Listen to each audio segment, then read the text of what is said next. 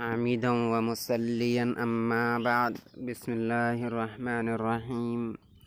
عن أبي هريرة رضي الله تعالى عنه عن النبي صلى الله عليه وسلم قال لا يزال يستجاب للعبد ما لم يدعو باسم أو قطيعة رحم ما لم يستعجل رواه مسلم في كتاب الرقاق۔ حضرت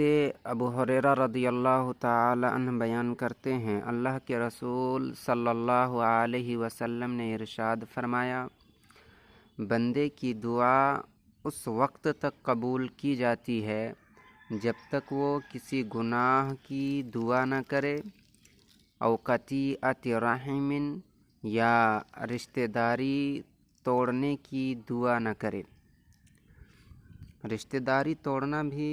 گناہ ہی ہے، لیکن عمومی ذکر کرنے کے بعد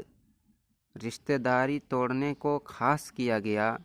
اس سے یہ سمجھ میں آتی ہے یہ بات کہ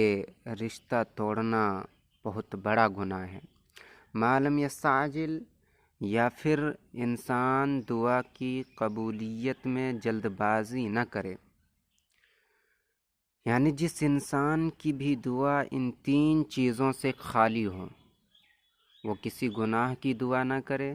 رشتہ داری توڑنے کی دعا نہ کرے، یا پھر دعا کی قبولیت میں جلد بازی نہ کرے۔ اگر ان تین چیزوں سے اس کی دعا خالی ہو تو اس کی دعا قبول کر لی جاتی ہے۔ قیل یا رسول اللہ مل استعجال، پوچھا گیا اللہ کے رسول صلی اللہ علیہ وسلم، مل استعجال، جلد بازی کرنے کا کیا مطلب ہے؟ اس کا کیا مفہوم ہے؟ جلد بازی کرنے کا کیا مطلب ہے؟ قال، تو اللہ کے رسول صلی اللہ علیہ وسلم نے جواب دیا، یقول قد دعوت وقد دعوت، کہ دعا کرنے والا یہ کہنے لگ جائے میں نے دعا کی پھر دعا کی، فلم ارا یستجیب لی، اب مجھے نہیں لگتا کہ میری دعا قبول کی جائے گی۔ یعنی انسان چند دنوں تک دعا کر لے اور جب قبولیت کے کوئی آثار نظر نہ آئے تو پھر یہ کہنے لگ جائے قد دعوت وقد دعوت، کہ میں نے دعا کی پھر میں نے دعا کی، فلم ارا یستجیب لی، مجھے اب نہیں لگتا کہ میری دعا قبول کی جائے گی۔ فیستحسر عند ذلک، پھر وہ مایوسی کا شکار ہو جاتا ہے، ویدع الدعاء، اور دعا کرنا ترک کر دیتا ہے۔ جلد بازی کرنے کا مطلب یہ ہے کہ انسان چند دنوں تک دعا کرے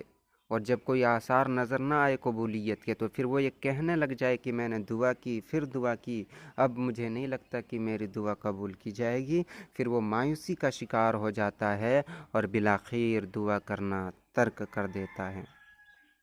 انسان کو چاہیے اگر وہ مشکل حالات سے گزر رہے ہوں تو پھر وہ مسلسل اللہ رب العالمین سے دعا کرے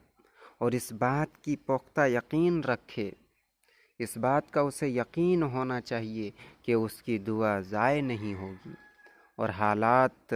اچھے ہوں تب بھی اللہ رب العالمین سے دعا کرتے رہنا چاہیے تاکہ ایک انسان کا تعلق اللہ رب العالمین سے بنا رہے۔ حالات اچھے ہو جانے کے بعد انسان دعا کو ترک نہ کرے بلکہ دعا کو مسلسل اللہ رب العالمین سے کرتا رہے، اللہ رب العالمین سے سوال کرتا رہے تاکہ اس بندے کا تعلق رب سے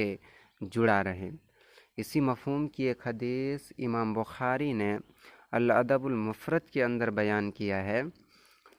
جس کو علامہ البانی نے صحیح قرار دیا ہے۔ حدیث کے راوی ابو سعید خدری رضی اللہ تعالی عنہ ہیں، بیان کرتے ہیں اللہ کے رسول صلی اللہ علیہ وسلم نے ارشاد فرمایا، جو بھی مومن بندہ اللہ رب العالمین سے دعا کرتا ہے بشرطے کہ اس نے کسی گناہ کی دعا نہ کی ہو اور رشتہ ختم کرنے کی دعا نہ کی ہو، تو اللہ رب العالمین اسے تین چیزوں میں سے ایک چیز عطا کر دیتا ہے۔ یا تو اس کی دعا قبول کر لیتا ہے اللہ رب العالمین، اس نے جس چیز کا سوال اللہ رب العالمین سے کیا تھا اللہ رب العالمین وہی چیز اسے عطا کر دیتا ہے، یا پھر اس دعا کے بدلے میں اللہ رب العالمین نیکیوں کی صورت میں ذخیرہ آخرت بنا دیتا ہے۔ دوسری چیز یہ ہے کہ انسان کی دعا کو اللہ رب العالمین ذخیرہ آخرت بنا دے، اور تیسری چیز یہ ہے کہ کوئی مصیبت اس کے اوپر نازل ہونے والی تھی، کوئی پریشانی اس کے اوپر آنے والی تھی، تو اس دعا کی وجہ سے اللہ رب العالمین اس پریشانی کو، اس مصیبت کو ٹال دیتا ہے۔ قال اذن نکثرو، حدیث کے راوی بیان کرتے ہیں تب تو ہم لوگ کثرت سے دعا کریں گے۔ قال اللہ اکثر، تو اللہ کے رسول صلی اللہ علیہ وسلم نے کہا کہ اللہ رب العالمین اور کثرت سے نوازنے والا ہے۔ جب حدیث کے راوی نے کہا اللہ کے رسول تب تو ہم لوگ اور زیادہ دعا کریں گے، تو اللہ کے رسول صلی اللہ علیہ وسلم نے جواب دیا کہ اللہ رب العالمین تمہیں اور زیادہ نوازنے والا ہے، اور کثرت سے اللہ رب العالمین تمہیں دینے والا ہے۔ انسان کی سوچ اور اس کا علم انتہائی محدود ہے، وہ ظاہری اور سطحی فوائد کے تعلق سے سوچتا ہے۔ اگر ظاہری طور پر اسے کوئی فوائد حاصل نہیں ہوتے، کوئی فائدہ اسے نہیں ملتا، تو وہ یہ سمجھ بیٹھتا ہے کہ میں خسارے کا شکار ہوں، جبکہ اللہ رب العالمین بندے کی مفاد کو اس سے کہیں زیادہ اچھی طریقے سے جاننے والا ہے۔ اللہ رب العالمین بندے کی مفاد کو بہت اچھی طرح سے جانتا ہے کہ کون سی چیز اس کے حق میں بہتر ہے اور کون سی چیز اس کے حق میں بہتر نہیں ہے، کیا اس کے لیے مناسب ہے اور کیا اس کے لیے مناسب نہیں ہے۔ اس چیز کو اللہ رب العالمین اچھی طرح جانتا ہے، لہٰذا اللہ رب العالمین اپنی حکمت اور مصلحت کے پیش نظر بندے کو عطا کرتا ہے۔ جس طرح سے ایک بیمار آدمی کو، ایک مریض آدمی کو ڈاکٹر اور طبیب ہر چیز نہیں عطا کرتا، ہر چیز نہیں دیتا، مریض آدمی کو، بیمار آدمی کو وہی چیز دی جاتی ہے جو اس کی صحت کے لیے مناسب ہوتی ہے، جو اس کی صحت کے لیے بہتر ہوتی ہے، وہ چیز نہیں دی جاتی جو اس کے صحت کے لیے، جو اس کی بیماری میں اور اضافہ کرنے والی چیز اسے نہیں دی جاتی، بلکہ جو چیزیں اس کے لیے مناسب ہوتی ہیں، اس کے حق میں بہتر ہوتی ہیں، وہی چیز اس کو عطا کی جاتی ہے۔ بس اسی طریقے سے اللہ رب العالمین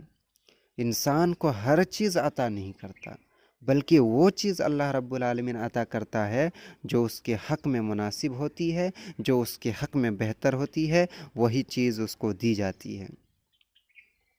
انسان چاہے جس حالت میں بھی ہو، وہ اللہ رب العالمین سے دعا کرنا ترک نہ کرے، دعا کرنا نہ چھوڑے، وہ یہ بات نہ کہنے لگ جائے کہ میری دعا قبول نہیں ہوئی، بلکہ اسے اس بات کا پختہ یقین ہونا چاہیے کہ اس نے جو دعا کی ہے، اس دعا کے بدلے میں اسے 3 چیزوں میں سے ایک چیز مل کر رہے گی۔